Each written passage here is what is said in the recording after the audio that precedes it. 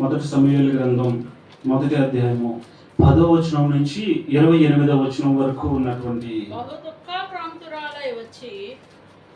అక్కడ చాలా దుఃఖంతో ఉన్న హన్నా మీకు కనిపిస్తుంది. అది మీ తర్వాత చదువుకోండి. 1 నుంచి 10 వచనాల్లో అక్కడ ఒక స్త్రీ కనిపిస్తుంది, హన్నా. ఆ పరిస్థితి ఏంటయ్యా అంటే పిల్లలు లేరు, గొడ్రాలా గొడ్రాలా గొడ్రాలా అని తిడుతున్నారు. ఆమెకి సవతుకు ఆమె ఉంది, ఆమెకి పిల్లలు ఉన్నారు, ఈమెకి పిల్లలు లేరు. అప్పుడు ఆ పరిస్థితి ఎలా ఉంటుంది? ఆ సవత ఆమెను ఎన్ని మాటలు అంటది? స్త్రీకి స్త్రీయే శత్రువు అంటారు కదా, ఒప్పుకుంటారు మీరు? స్త్రీకి స్త్రీయే శత్రువు. ఆమె తల్లి అవ్వలేకపోతుంది, ఈమె తల్లిగా అయ్యింది. నువ్వు తల్లి అవ్వలేకపోతున్న ఆమెని చూసి నువ్వు ఇంకా ఓదార్చాల్సింది పోయి, ఆమెకు నువ్వు ప్రేమను చూపించాల్సింది పోయి, నువ్వు తల్లివి కాదు, గొడ్రాలివి గొడ్రాలివి గొడ్రాలివి అని ఎత్తి మాటలు, ఆ ఎత్తుపోటు మాటలు మాట్లాడుతూ ఉంటే ఆ తల్లి హృదయం ఎలా ఉంటుంది? తల్లడిల్లిపోదు. ఆ హన్నా చేసిన గొప్ప పని ఏంటంటే ఇక్కడ ఆమెకి కలిగిన బాధని దుఃఖాక్రాంతురాలైపోయి ఆ బాధను ఆవేదనను మనుషులతో ఎవరితో పంచుకోలే, యెహోవా సన్నిధిని ప్రార్థన చేసింది. గొప్ప తల్లికి ఉండవలసిన గొప్ప క్యారెక్టరిస్టిక్స్ ఏంటంటే, గొప్ప లక్షణం ఏమై ఉండాలంటే, ఒక తల్లి తన బిడ్డల భవిష్యత్తుని కట్టాలి అంటే, తన బిడ్డను చక్కగా అభివృద్ధి పదంలో తీసుకువెళ్ళాలి అంటే ఆ తల్లి యెహోవా సన్నిధిని ప్రార్థించే తల్లి అయి ఉండాలి. ఆ ప్రార్థన కూడా ఎలాంటి ప్రార్థన? విశ్వాస సహితమైన ప్రార్థన. దేవుడు చేస్తాడు, తప్పకుండా అద్భుతాన్ని చేస్తాడు. ఏమీ లేని స్థితిలో, పిల్లలు లేరు అని అందరూ అంటుంటే ఆ స్థితిలో ఆ తల్లి దుఃఖాక్రాంతురాలై యెహోవా సన్నిధికి వచ్చి, దేవా నువ్వు నాకు కార్యం చేయని దేవుడితో విశ్వాసంతో ప్రార్థన చేస్తూ దేవుడికి ఒక మాట ఇస్తుంది, నీవు కనుక నాకు కుమారుని ఇస్తే ఆ కుమారుని మరలా తిరిగి నీ సన్నిధిలోనే అప్పగిస్తాను. హల్లెలూయా. అంటే కుమారుడికి మంచి భవిష్యత్తు ఎక్కడుందని తల్లి నమ్మింది? దేవుని సన్నిధే నా బిడ్డకు శ్రేష్టమైనటువంటి ఆశీర్వాదకరమైనటువంటి స్థలం. ఆయన సన్నిధికి మించింది ఏదీ లేదు బిడ్డల ఆశీర్వాదానికి. అది హన్నా నమ్మింది. హన్నా చేసిన ప్రార్థన వల్ల కుమారుడు వచ్చాడు. ఆ సమూయేలు ఎలాంటి వాడో తెలుసా? తర్వాత ప్రవక్తగా మారి ఒక తరాన్ని నడిపించగలిగిన సామర్థ్యం కలిగిన వాడు హన్నా కడుపులో నుంచి వచ్చాడు. ఎలా వచ్చాడు? హన్నాలో ఉన్న విశ్వాసాన్ని బట్టి, హన్నా యొక్క ప్రార్థనా శక్తిని బట్టి, హన్నా చేసిన క్రియను బట్టి. ఆమె ఏం చేసింది? ప్రార్థన చేసింది, కుమారుని సంపాదించింది. కుమారుడు పుట్టిన తర్వాత మళ్ళీ ఆ కుమారుని తీసుకెళ్లి ఏలి అనేటువంటి ప్రవక్త దగ్గర దేవుని సన్నిధిలో కుమారుని అక్కడ అప్పగించింది. పాలు విడిచిన వెంటనే కుమారుని తీసుకువెళ్ళి దేవుని సన్నిధిలో అప్పగించింది. ఈ రోజున తల్లులు పిల్లల్ని వదులుతున్నారా? ఎక్కడ వదలాలి? వదిలితే లోకంలో వదలాలా? స్నేహితుల మధ్యలో వదలాలా? ఉద్యోగం ఎక్కడో రూమ్ లో ఉంటాడని అక్కడ వదలాలా? అక్కడ వదలడానికి ఇష్టపడుతున్నాం. ఎందుకంటే వాడి భవిష్యత్తు, డబ్బు సంపాదిస్తాడు, వాడి ఫ్యూచర్ బాగుంటుంది అని అక్కడ వదిలిపెట్టడానికి మనం ఇష్టపడుతున్నాం. మంచిదే. కానీ అక్కడికి వాడు వెళ్ళటానికి ముందు నువ్వు వాడిని ఎక్కడ నిలబెట్టాలి, ఎక్కడ ఉంచాలని కుమారుణ్ణి, నీ కుమార్తెను నువ్వు ఎక్కడ ఉంచాలి? దేవుని సన్నిధిలో ఉంచాలి. వాడిని అక్కడ ఉంచాలి. దేవుని సన్నిధిని వాడికి అలవాటు చేయాలి. నీ ప్రార్థనా జీవితం నీ కుమారుడికి, నీ కుమార్తెకు నువ్వు అలవాటు చేయాలి. ఎందుకంటే నీ శక్తి, నీ బలము నీ కుమారుని నిలబెట్టలేదు, నీ కుమార్తెను నిలబెట్టలేదు. నీ ప్రార్థనా శక్తి నీ కుమారుని నిలబెడతాడు. నీ ప్రార్థనా శక్తి నీ కుమారుని ప్రయోజకుడిగా చేస్తుంది. నీ కుమారుడు ప్రయోజకుడిగా మారాలి అంటే నువ్వు ఆయన ఎక్కడ నిలబెట్టాలి? దేవుని సన్నిధిలో విడిచిపెట్టాలి. దేవునికి అప్పగించాలి ఆ కుమారుడిని.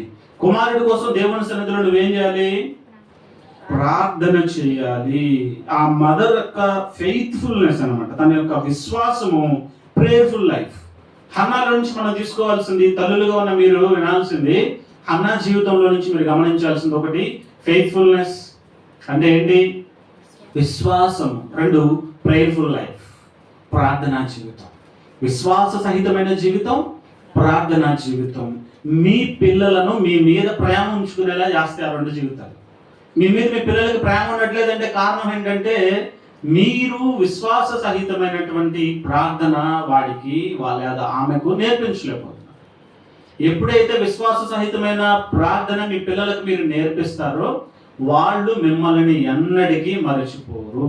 వాక్యం చెప్తుంది, బాలుడు నడవవలసిన త్రోవలను వాడికి నేర్పించు. వాడు పెద్దవాడైనప్పుడు దాని నుండి తొలగిపోడు.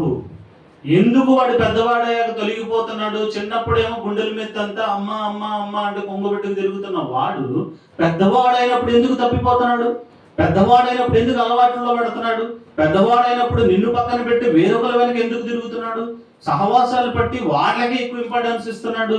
అంటే బాలుడు నడవవలసిన త్రోవన వాడు చిన్నవాడై ఉన్నప్పుడు నువ్వు నేర్పించలా. వాడు చిన్నవాడై ఉన్నప్పుడు దేవుడు ఏంటి, దేవుని సన్నిధి ఏంటి, విశ్వాసం ఏంటి, ప్రార్థన ఏమిటి మీరు వాడికి నేర్పించినట్లయితే వాడు పెద్దవాడైనప్పుడు ఆ తప్పు మార్గంలోనికి వెళ్ళినప్పుడు మీరు ఇక్కడ నేర్పించినటువంటి ఈ ప్రార్థన, ఈ విశ్వాసము వాడికి అక్కడ గుర్తుకు వచ్చి వాడు దారి తప్పకుండా తొలగిపోకుండా నిలబడతాడు. సో తల్లుడుగా మీ బాధ్యత ఏంటంటే మీ పిల్లలకు చిన్ననాటి నుంచే దేవుని ఎడల ప్రేమ, భక్తి, దేవుని ఎడల విశ్వాసము, ప్రార్థన జీవితాన్ని మీరు పిల్లలకు నేర్పించాలి. హన్నా నేర్పించింది. హన్నా అసలు ప్రత్యేకంగా తీసుకెళ్లి దేవుని సన్నిధిలో వదిలిపెట్టి వచ్చేసింది అంతే. ఈ రోజున పిల్లల్ని దేవుని సన్నిధిలో మనం ఎంత సమయం గడిపించగలుగుతున్నాం చెప్పండి? దేవుని సన్నిధిలో పరిచర్య ఉంది, ఏదన్నా పని చేయాలి అంటే మన పిల్లల్ని తీసుకురావడానికి మనం ఏమన్నా మనసు అంగీకరిస్తుందా? మనకి కందిపోతారేమో, అమ్మో వాళ్ళు ఈ పని చేస్తే అట్లా లేదండి. పిల్లలకి అన్ని నేర్పించాలి. అన్ని పనులు ఆరితేరు ఉండాలి, నలగొట్టబడాలి. ఇప్పుడు నలిగితేనే వాళ్ళు రేపు పెద్దవాళ్ళు అయ్యాక ఎక్కడైనా సరే నిలబడగలుగుతారు. మీరు వాళ్ళని శుతిమెత్తగా సుతారంగా ఏమి అంటకుండా, మట్టి అంటుతుందేమోనండి, టైల్స్ వేసి మార్బుల్స్ వేసి వాడికి మట్టి కూడా అంటకుండా నువ్వు అలా పెంచావు అనుకో, వాడు పాకేటప్పుడు కూడా నేల మీద పాకకూడదని పాలరాతి మీద పాకేలాగా చేసామనుకో, వాడి బాడీలో ఇమ్యూనిటీ ఎక్కడ ఉంటుంది? రెసిస్టెన్స్ పవర్ ఎక్కడ ఉంటుంది? ఎక్కడ తట్టుకోగలుగుతాడు? చిన్న దెబ్బ తగలంగానే హాస్పిటల్, పరుగున ఇక మెడిసిన్స్. ఇక వాటిని నువ్వు మెడిసిన్స్ తోనే పెంచితే వాడు ఎప్పుడు నిలబడతాడు, ఎప్పుడు కష్టపడగలుగుతాడు? చూడండి, తల్లులైన మీరు మీ బిడ్డలకు నేర్పించాల్సింది కష్టపడే తత్వం. ఆ కష్టంతో దేవుని సన్నిధితో కలిసి కష్టపడాలి. దేవుని సన్నిధిలో ప్రార్థిస్తూ కష్టపడాలి. ప్రార్థన చేయాలి, ప్రయత్నం చేయాలి. ప్రార్థన చేసి కష్టపడకుండా ఉంటే కుదరదు. కష్టపడుతూ ఉండాలి, ప్రార్థన చేయాలి. అది మీరు పిల్లలకు నేర్పించాలి. ఇక్కడ హన్నా జీవితంలో మనం దాన్ని చూడగలుగుతాం. ఇంకొక ఆవిడ మోషే యొక్క తల్లి పేరేంటి? ఆమె పేరు నిర్గమకాండము 2వ అధ్యాయము 1-10 వచనాల్లో యోకాబేద్ అనేటువంటి ఒక స్త్రీ కనిపిస్తుంది. గతంలో కూడా మీకు చెప్పాను. ఆ తల్లిని గురించి ఈరోజు తలచకుండా ఉండాలి. ఎందుకంటే ఆ తల్లి పరిస్థితి ఏంటో తెలుసా? ఇక్కడ మనం హన్నాని చూస్తే హన్నా జీవితంలో పిల్లలు పుట్టట్లేదు అని వీళ్ళు మాట్లాడినారు. దేవుడి దగ్గరికి వెళ్ళింది, ప్రార్థన చేసింది, పిల్లల్ని పుట్టించుకుంది. ఆ పిల్లవాడిని మళ్ళీ దేవుడి సన్నిధిలో పెట్టింది. వాడు ప్రయోజకుడే ఎదిగాడు, సమూయేలుగా ప్రవక్తగా మారాడు, అనేకులను నడిపించగలిగిన నాయకుడయ్యాడు. ఆ తల్లి సక్సెస్ అయింది. ఇక్కడ యోకాబేదు దగ్గరకు వచ్చేసరికి ఆమె పరిస్థితి డిఫరెంట్. ఆమె గనక గర్భవతి అయ్యింది, కానీ ఒకవేళ కొడుకు పుట్టాడు అంటే పురుట్లను చంపేస్తారు, కూతురు పుట్టిందంటే బ్రతకనిస్తారు. ఆ రోజు ఫరో చేసిన ఆజ్ఞ అలాంటిది.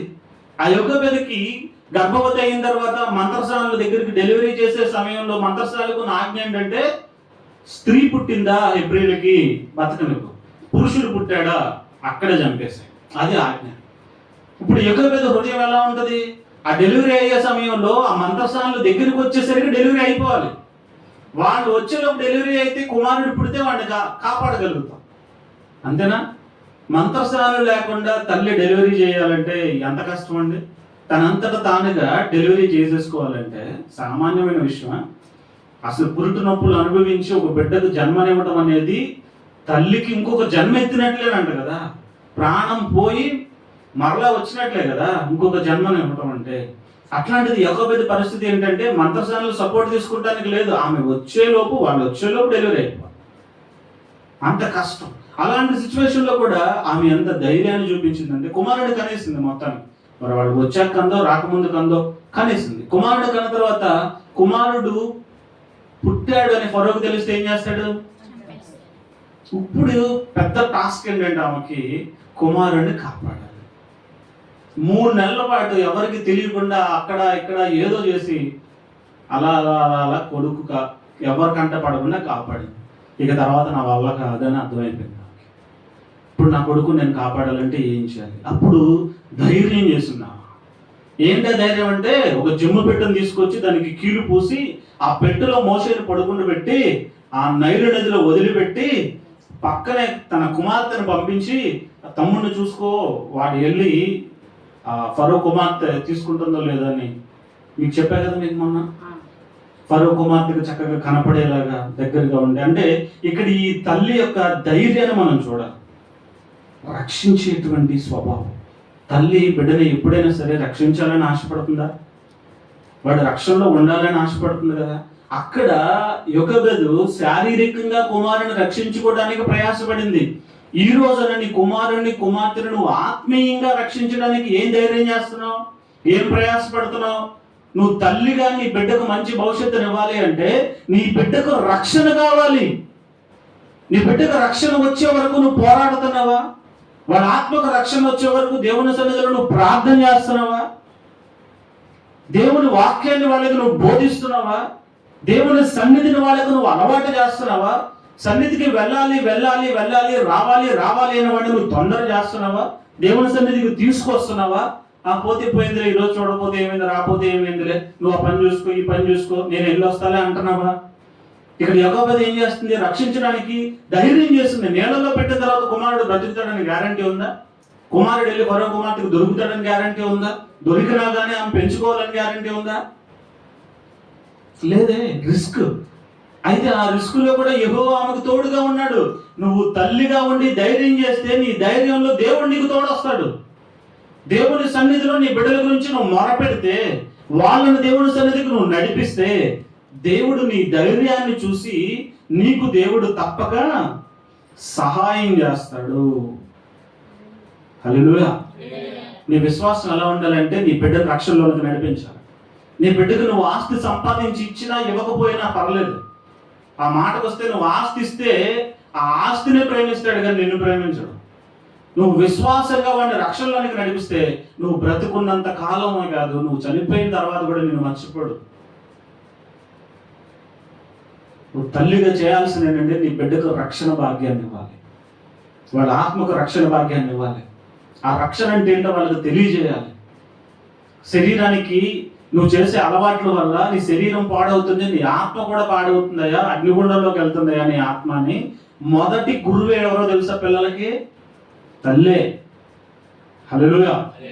తండ్రి కష్టపడతాడు నీ చేతిలో బిడ్డను పెట్టి, సంపాదించడానికి బయటకు వెళ్తాడు. తల్లిగా నువ్వు బిడ్డకు నువ్వేమి నేర్పించాలి? వాడి భవిష్యత్తు కట్టేది నేర్పించాలి. నువ్వు వాడికి ఏ స్కిల్స్ నేర్పించకపోయినా పర్వాలా, కంప్యూటర్ స్కిల్స్ ఇంకొక స్కిల్స్ నేర్పించకపోయినా పర్వాలా, కానీ దేవుడి మీద విశ్వాసము, ప్రార్థనా జీవితము, వాళ్ళ ఆత్మను కాపాడుకునే రక్షణ అనుభవాన్ని వాడికి నువ్వు నేర్పించాలి. అది తల్లికి ఉండాల్సిన గొప్ప లక్షణం. యోకెబెదుని చూసి మనం అది నేర్చుకోవాలి తల్లిగా. మీకు ఇంకొక తల్లిని చూపిస్తాను. ఈమె పరిస్థితి ఏంటంటే చుట్టూ అంత కరువు, 3.5 సంవత్సరాల కరువు, అక్కడ వర్షం లేదు, ఏమి లేదు, కరువు ఉన్న ఆ పరిస్థితుల్లో తన యొక్క కుమారుణ్ణి తను పోషించాలి. భర్త లేడు, తన దగ్గర తినడానికి ఆహారం లేదు, ఆహారం మళ్ళీ తెచ్చుకోవడానికి సామర్థ్యం లేదు. తన దగ్గర ఉంది కేవలం తను తన బిడ్డ ఒక్క పూట తినడానికి మాత్రమే ఆహారం ఉంది. సారైపోత విధవరాలు. ఆ సమయంలో ఆమె ఏం చేసిందో తెలుసా? మొదటి రాజుల గ్రంథం 17వ అధ్యాయము 8 నుంచి 16 వచనాల్లో మీరు చూస్తే ఇక్కడ మీకు ఒక తల్లి కనిపిస్తుంది. మీరు తర్వాత చదువుకోండి, అక్కడ ఉన్న సంభవం అంతా నేను చెప్తాను. అక్కడున్న సిచ్యువేషన్ ఏంటంటే చుట్టూ కరువు ఉంది. సారపతి విధవరాలు తన కుమారుడికి తనకి మాత్రమే తినడానికి గుడ్డులో కొంచెం నూనె ఉంది, కొంచెం పిండి ఉంది. ఆ సమయంలో ప్రవక్త వచ్చి నాకు తినడానికి ఒక అప్పం చేసి ఇవ్వమ్మా అని అడిగాడు. ఏమడిగాడు? వాళ్ళు తినడానికి మాత్రమే సరిపడా ఆహారం ఉంటే దాంతో అప్పం చేసి నాకు ఇవ్వమ్మా అని అడుగుతున్నాడు, నాకు పెట్టమ్మా అని అడుగుతున్నాడు. దేవుని సేవకుడు, దైవజనుడు ఒక మాట, ఆహారం కావాలి నాకు అని అడుగుతున్నాడు. ఆ తల్లి పరిస్థితి ఏంటి? కుమారుడిని పోషించాలి, కుమారుడికి ఆహారం పెట్టాలి, తను తినాలి. కానీ ఆ ఒక్క పూటకే ఉంది, తర్వాత తినేస్తే తర్వాత తినడానికి లేదు. అప్పుడు ఆమె తీసుకున్న నిర్ణయము, సాహసోపేతమైనటువంటి ఒక నిర్ణయము ఆమె జీవితాన్ని మార్చేసిందండి. తల్లిగా నువ్వు తీసుకునే నిర్ణయము నీ బిడ్డ జీవితాన్ని మారుస్తుందా? నీ జీవితాన్ని మారుస్తుందా? సారెపతి విధవరాలు ఆమె తీసుకున్న నిర్ణయం ఆ సమయంలో, నీకు నేను పెట్టను, నాకు నా కుమారుడికి కావాలి, మేము తింటే చాలు, నీకు నేను ఎందుకు పెట్టాలి అని ఆలోచన చేయాల. ఆమె ఆలోచన చేస్తుంది, నేను చనిపోయినా కానీ, ఈరోజు నేను తిన్నా కానీ రేపైనా చనిపోతా.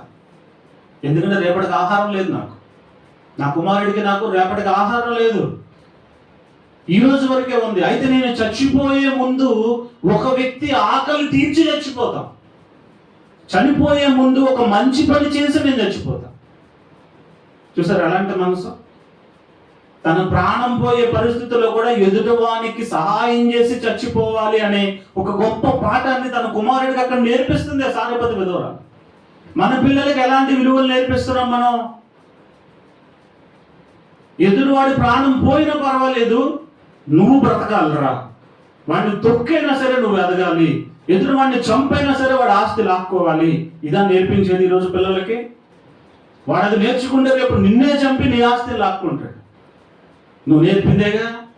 కానీ ఇక్కడ సారెపతి విధవరాలు నేర్పించినటువంటి ఆ చేసిన ఆ పని ఏం జరిగిందో తెలుసా? అక్కడ వాళ్ళ దగ్గర ఉన్న కొంచెం పిండి, కొంచెం నూనె ఆ 3.5 సంవత్సరాల పాటు అవ్వల, వస్తూనే ఉందంట. ఆ తొట్టులో నుంచి పిండి వస్తుంది, బుడ్డులో నుంచి నూనె వస్తుంది, అప్పాలు చేస్తుంది, ఆ సావుకుడికి ఇస్తుంది, ఆమె తింటుంది, కొడుకు ఇస్తుంది. మళ్ళీ రెండో పూట మళ్ళీ వెళ్ళి చూస్తే మళ్ళీ వస్తుంది, మళ్ళీ చేస్తుంది, మళ్ళీ ఇస్తుంది. 3.5 సంవత్సరాలు అందరూ కరువును అనుభవిస్తే ఆ తల్లి కుమారుడు మాత్రం తృప్తిగా ఆహారం తిన్నారు. హల్లెలూయా. అంటే తల్లి మనసు ఎలాంటిది? ఇతరులకు సహాయం చేసే మనసు. పిల్లలకు నువ్వు నేర్పించాల్సింది సహాయం తిరిగి వస్తుంది. ఈ రోజు నువ్వు చేసే మేలు రేపటికి తిరిగి నీకు మేలుగా మారుతుంది.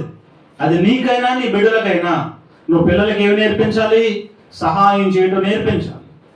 తల్లి నేర్పిస్తుంది అదే కదా. మరి నీ పిల్లలకు నువ్వు ఏమి నేర్పిస్తున్నావు? ఆలోచన చేయండి. తల్లులుగా ఉన్న మీరు మీ బిడ్డలకు నిజంగా మనస్ఫూర్తిగా మొదట నీ కడుపు నింపుకోరా, తర్వాత మిగిలితే ఎవరికైనా పెట్టచ్చు. అదేగా మీరు నేర్పించేది. ముందు నువ్వు నీ పొట్ట నింపుకో, తర్వాత ఇతరుల సంగతి. అది చాలా చాలా పొరపాటు అండి. నువ్వు తిన్నా తినకపోయినా ఎదుటివాడికి పెట్టు. ఎదుటివాడికి ఆరోగ్యంగా ఆయుష్తో ఉంటే అది నీకు మేలు. అది నేర్పించాలి మన పిల్లలకి. సారెపతి విధవరాలు చేసిన ఆ మంచి పని, తను పోషించబడింది, తన బిడ్డ పోషించబడ్డాడు. ఈ రోజున మీరు మీ పిల్లలకి ఏమి నేర్పిస్తున్నారు? ఇతరులకు పెట్టే మనసు నేర్పిస్తున్నారా? ఫస్ట్ మనం హన్నా నుంచి ఏమి నేర్చుకున్నాం?